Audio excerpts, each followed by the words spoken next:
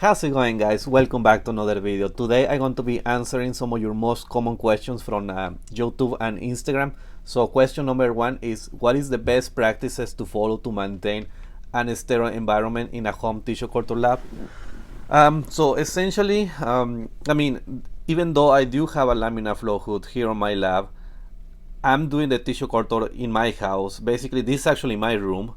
And the way I keep everything sterile, not only because I have a laminar flow hood, you can do this without a laminar flow hood, but you have to keep the room as clean as possible.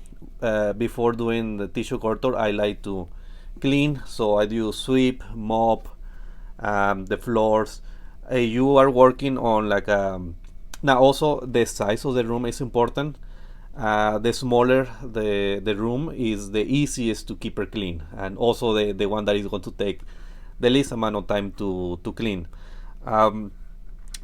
When I started doing tissue culture with a laminar flow hood, I like to use one of those grow tents with like 4x8 grow tents, and I was able just to kind of spray just clean disinfectant all over the place, and that really helped quite significantly. Another thing is that on this room, you cannot hear it right now, but all the time I keep one of those filters for mostly for allergies. I keep running here on this room pretty much all the time. Now, when you are in the hood working with the with your cultures, you want to be as quick as possible and try to keep your cultures covered. So whenever you take the lid off, try to only take it off and take the plants out, divide them, and quickly place them in the new media. Try not to leave them exposed for too long. Another thing to keep the sterile environment is use aseptic technique. It just takes practice. Probably your first couple of times you're probably going to get contamination. I see this a lot of times with beginners where they don't know where to put their hands. Because let's say that I have a container here, a flask, a culture, and a lot of beginners that what they would do, they will move their hands on top of it. They will have it completely uncovered, and then they will grab something, or they will do this where they have the container here on the side, and it's just not very good practice to go cover on top. Now, if you are working a laminar flow hood, I also see this a lot where people work in this area, and although it's still technically sterile, it's kind of far away from the hood. You want to work at least on this half end. You want to work as close as possible to the air. If you don't have a laminar flow hood, you're only working in like a sterile container, it's probably even more important to keep it as close as far in. Don't get it exposed, and also don't do any sudden air movements. You don't want to create any circulations where it's just going to get inside. That's another reason why I like to wear a mask whenever I'm doing the tissue culture. So even just by breathing, even if I'm not talking, just that can contaminate your cultures. Again, use aseptic technique, use practice. Now you see I use my watch, and I use it all the time here. Now a lot of times I use it because either I have a timer or I control the camera with my watch. But it's a good technique just to remove the watch and remove any rings. Just put it on the side. If you are using something like this, a glass bead sterilizer, you can wear gloves and use spray your hands with alcohol. If you are using some like an alcohol lamp, I don't recommend to use gloves because you can burn yourself. You can burn the glove, and then you can really burn yourself. But just keep it sprayed, everything. Now on the tools, now I do like the glass bead sterilizer because this is dry sterile. Now I know this is very expensive, so I know a lot of people have this. They either use an alcohol lamp, which is good. So you use have your forceps or your tools in submerged in alcohol. You take it out and flame it, and you sterilize that way. I know a lot of people don't use the flame, don't want to use the flame if they are in an enclosed environment. So what they would do is they just take the forceps out of the alcohol, and then they start doing the tissue culture like that. So they just sterilize the forceps with the alcohol. Now, when you do that, you have to make sure to get it out and leave the forceps somewhere else. Just leave it there and let the alcohol evaporate, or just shake it, or maybe clean it if you have a sterile paper towel.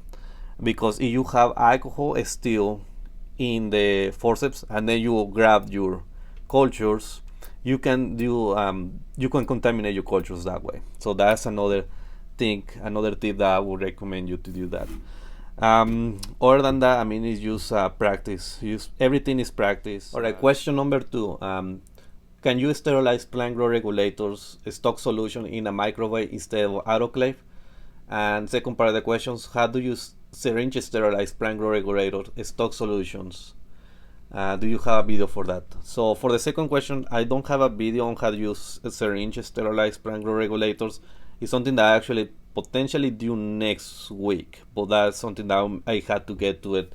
It is very simple process, but I know I won't be able to do a good job if I not do it in a video. It's kind of very difficult to explain just in words or just by writing a response. It's something that I need to show to be able to have a good response, because I don't know how to explain it. Let's see.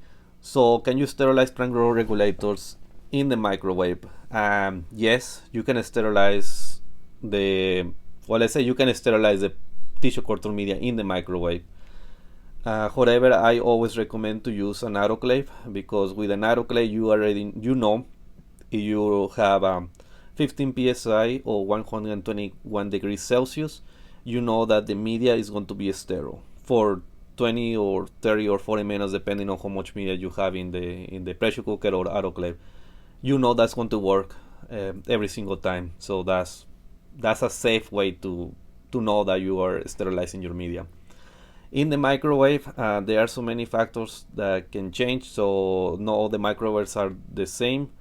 It kind of varies by the brand or the wattage, the power setting. So yes, you can every single microwave can sterilize tissue culture media. However, each of them there may be slightly different. So to be able to know which one, you have to do a trial and error until you have consistent sterile results. But until then, you may have some contamination issues in your media. So that's something that's why I always recommend just to use a microwave, because just to use an autoclave or pressure cooker, because it's going to be sterile after the cycle is done. Question number 3: how long can you store, prepare, and sterilize tissue culture media, and what temperature? So yes, you can store tissue culture media. I always recommend to only make the media that you want to be using within the next, let's say, 2 weeks to a month. I always recommend to do that. However, if you have to store it for longer for some reason, you want to store it in the fridge, normal fridge at 4 degrees Celsius, close to that temperature, so around 40 something degrees. Now, for how long? That kind of depends on what it is on the media. If the media use plain media, use MS media with nothing added, no additives or no plant growth regulators. Well, when I used to work on the university, when we do research, everything is research, so everything has to be everything is very strict, very highly regulated. We had to throw the media away after 6 months. However, if you have media that is older than that, just use it.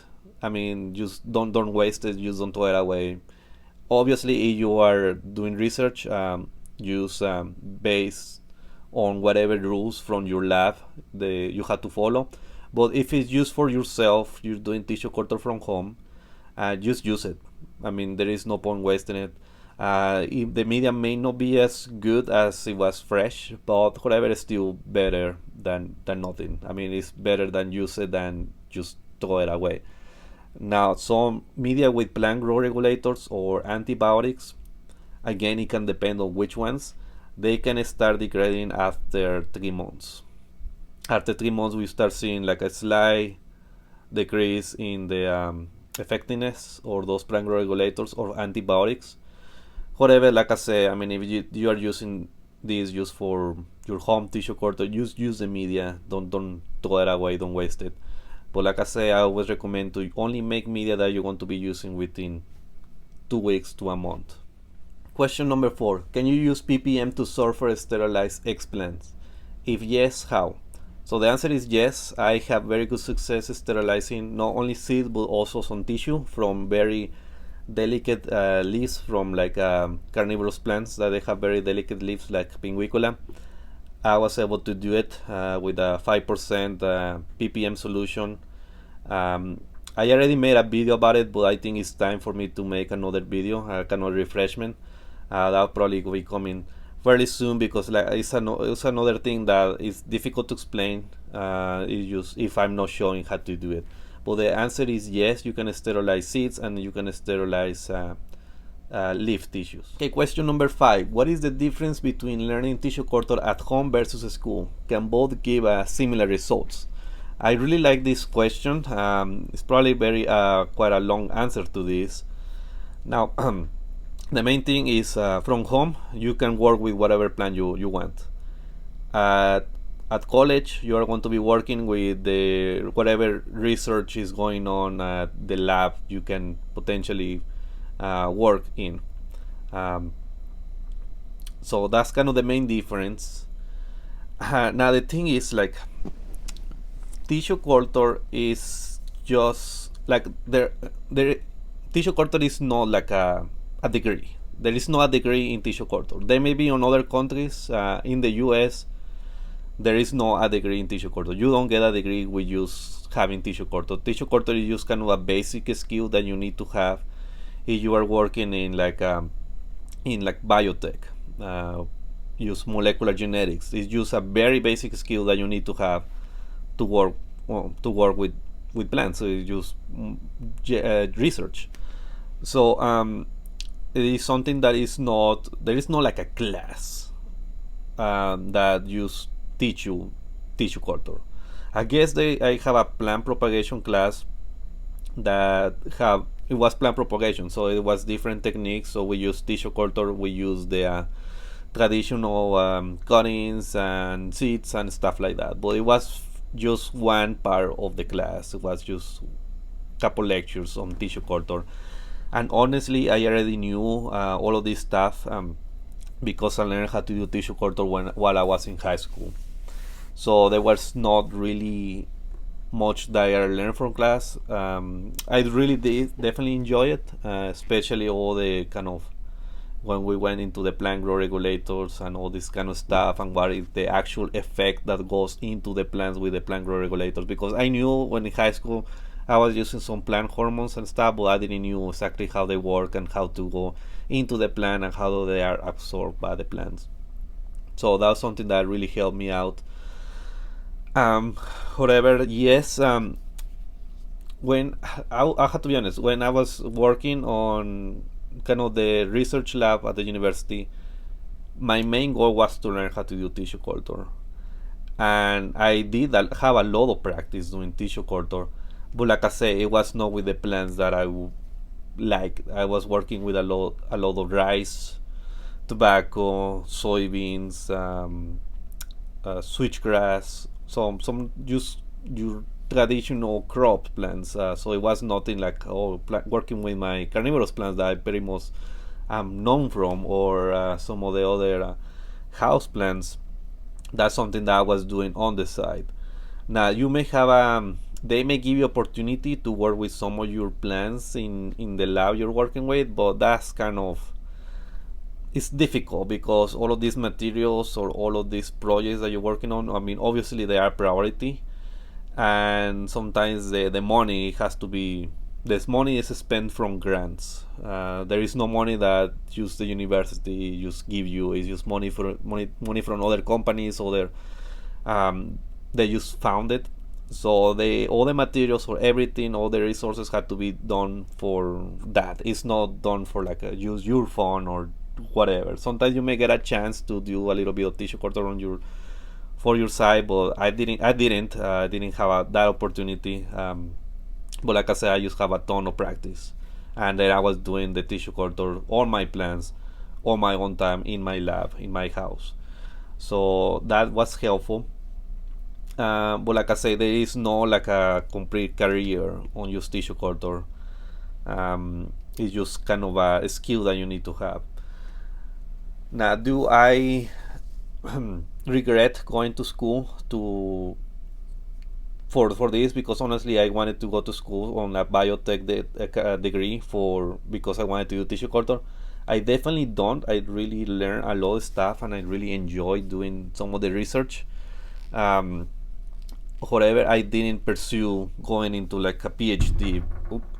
I didn't pursue going into like a higher degrees, like having a PhD, because I was that was something that I was not interested. I know I wouldn't have enjoyed it because it feels like the more you study, the more computer work you do, and then the less lab work that you do. So that's something that I really like, being hands-on, working in the lab, and I don't like writing that much. So that's something that why I didn't decide to go into getting a higher degree. Um, and I also honestly I wanted to use work with my own plans and my doing my own stuff. Now also, if I wouldn't have this degree with all of this, my resume is actually when I got hired by Plant Cell Technology, they were looking for someone with a master's degree, which I at the moment, well, basically I was just coming out from having my undergrad, my BA degree, and then but because I saw my resume that I have worked with a lot of different plants using the some of the plant cell technology products like the ppm, and working with many different plants and with many different like um, grants from big companies. So they basically there's like okay, I got hired essentially like that way. But if I didn't have went to school for that, basically I won't be here. I won't be doing all these videos. So that's something that's kind of my long answer. Where what's the difference between learning tissue culture at home versus school? At home you can work with whatever plants you like. In a school you want to have a ton of practice, but you don't think that it's going to be everything is going to be fun working with my own plants and everything. It's probably not going to happen. You're probably going to have working with some random crop, some plant that you may don't know, or something like that. Now also, when I was doing all of the tissue culture, most of the tissue culture was used transplanting plants, moving plants from to new media, to fresh media, or doing the sterilization, but only mostly with seeds. Um, from the people from the lab, I think I would have to say that I was probably one of the ones that had the most experience working with sterilizing tissue. I think everybody else didn't have that experience. Most of the protocols call for the use of seeds. So sterilizing seed is just has the protocol, and you just follow the protocol, and anybody can do it, and that's easy. But sterilizing tissue, there was basically nobody that had that experience to do that. So there were a couple of times that we had to do the sterilization. We only had the plant, we only had one plant, and we had the tissue, and we had to get it done. And they will get it, that project essentially they will get that to me because I will have the most experience doing that. And that was kind of the pressure. I had that pressure that I had to succeed because sometimes I only had one plant, and I did I think on all the cases that I had to do that kind of stuff, that I had that pressure that you need to introduce this plant to tissue culture, I have very good success introducing those plants. um, and then something else is like I was able to basically write my own protocols, and they still there. They still use some of the protocols I basically work myself. So they still use it on the lab, which is makes me kind of proud of that. So that's pretty cool. But like I say, is don't expect that you're going to school and you're going to be working with your plans and everybody just going to teach you and tell you exactly, and like don't expect that whenever you finish school you're going to be able to do tissue culture with any plant. That's probably not going to happen. Probably want to be specialized in just one type of plant.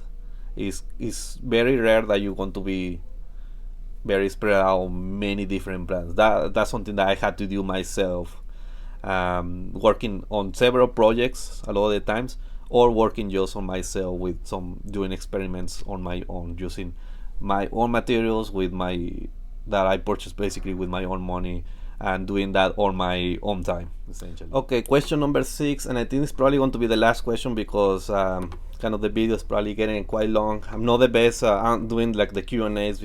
I wish I can answer more questions, but it's just like I just kind of waffle along a lot and then just make the videos all the responses quite long. But anyways, so the last question, and this is kind of the important one because I get this and pretty much almost every single video is this question is what is the best tissue culture media for this plant.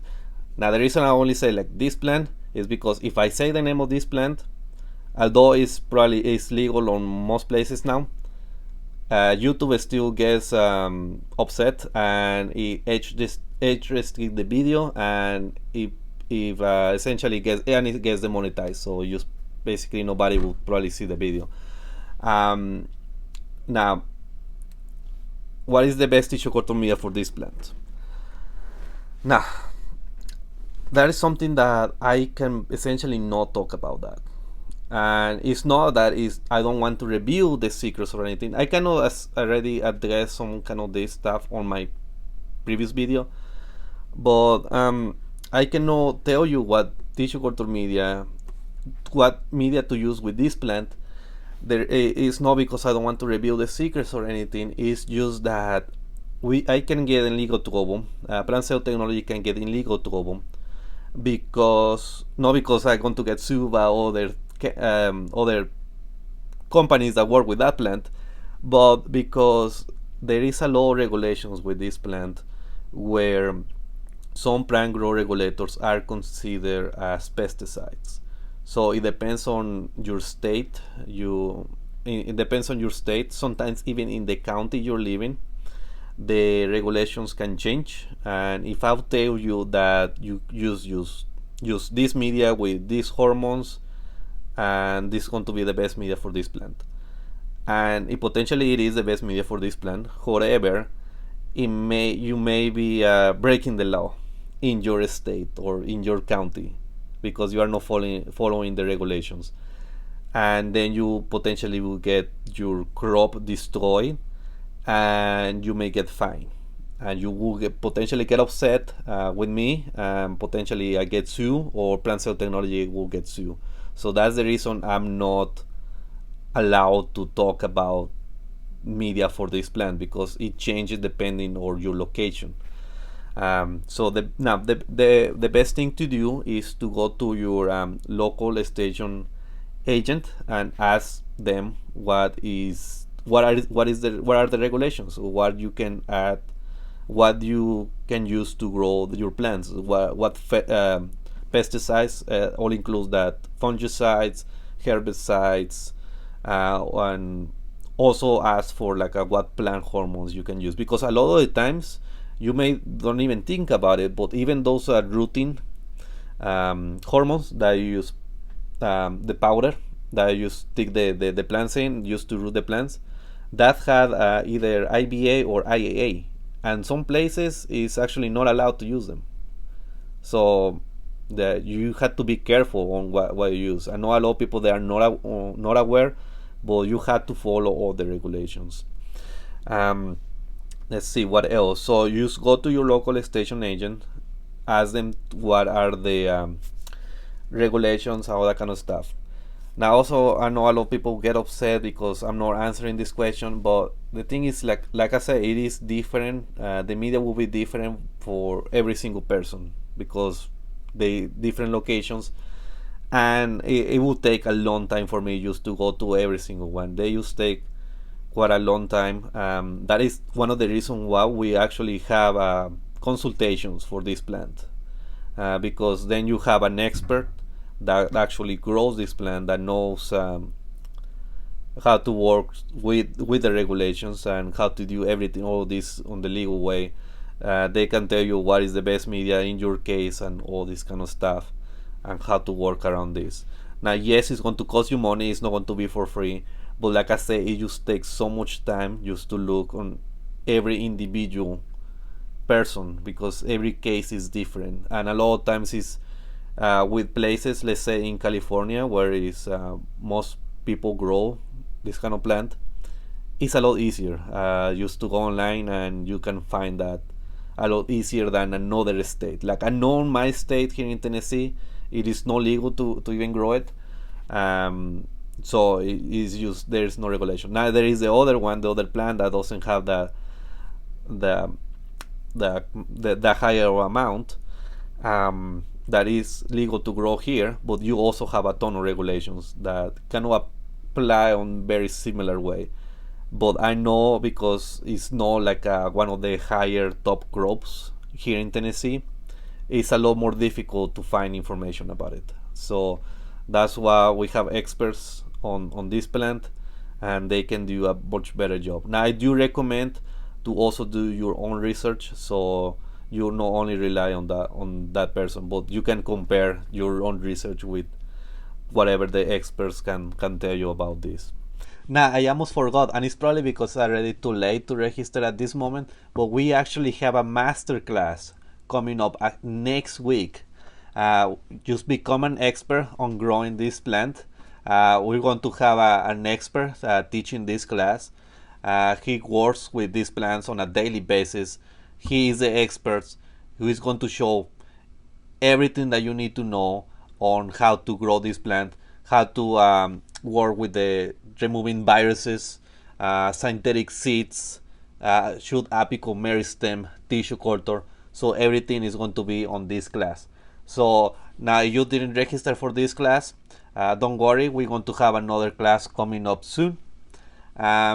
Now, if you are registered on it, I'm actually very excited because I'm actually going to be there next week. So I'll see you there. We're going to have a ton of fun. I cannot wait. But anyways, just continue with the video.